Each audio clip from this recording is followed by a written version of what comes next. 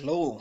I want to speak about the things that touches the heart of God, and I will share probably on a couple of days.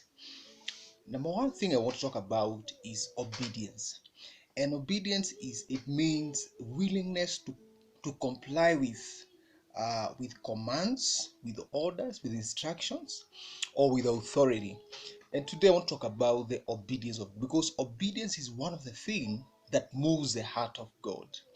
And when God created everything in the book of Genesis, we see Him also creating man, and he gave man a number of instructions.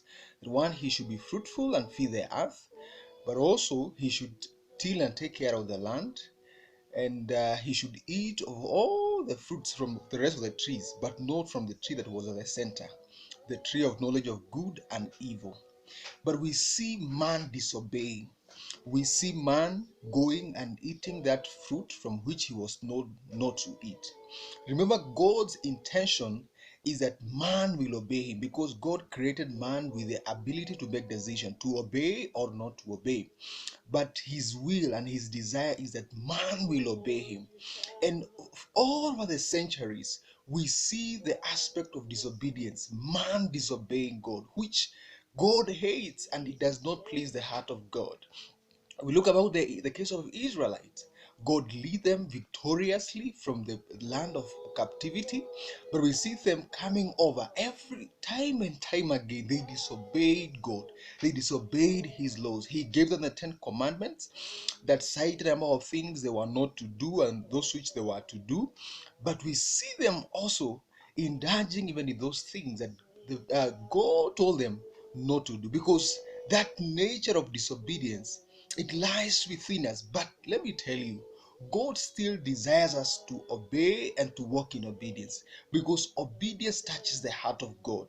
In the book of Genesis chapter 12, God calls Abraham when he was living in Haran and tells him, leave this land where you are living in.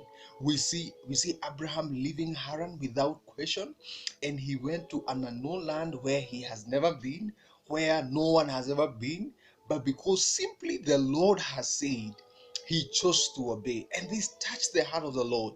In Genesis 22, we see him, after Abraham waiting for almost over 25 years to have a son, Isaac, after God gave him a son, we see him also telling him, go and sacrifice this son, which was a hard thing to do. I don't know if it was you and I who was told to do this, whether we would do it. But we see Abraham, because it is the Lord who has said, and he knew that this God who has said it, he's the one who gave me. He's the one who has the capacity and the ability to give more. He's the one who said that my descendant will be everywhere. I mean, will fill the earth.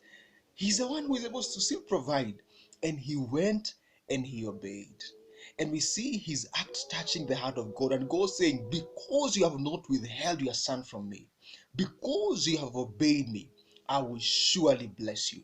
I will multiply your descendant. I will bless all nations because of you. Because of what? What did he do? He obeyed. Because obedience touches the heart of God. My brother and my sister, we need to learn this aspect, because God has called us to obedience. The Bible says that obedience is better than sacrifice, to heed better than the fat of rams.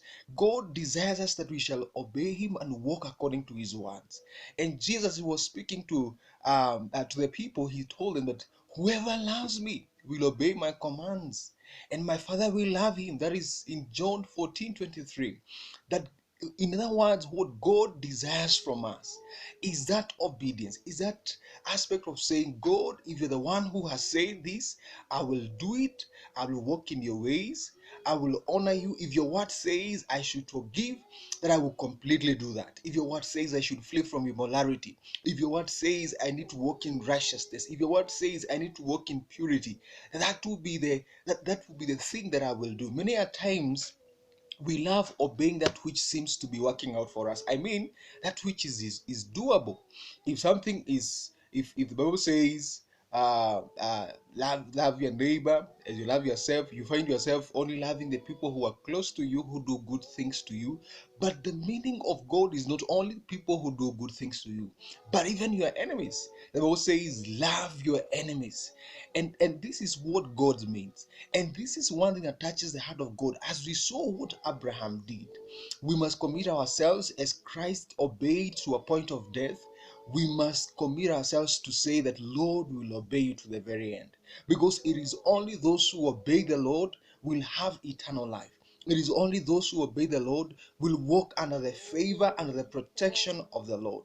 This is a great virtue, my brothers and my sisters, the aspect of obedience. And not just simply obedience, but complete obedience, where whatever God says, that is what I will do.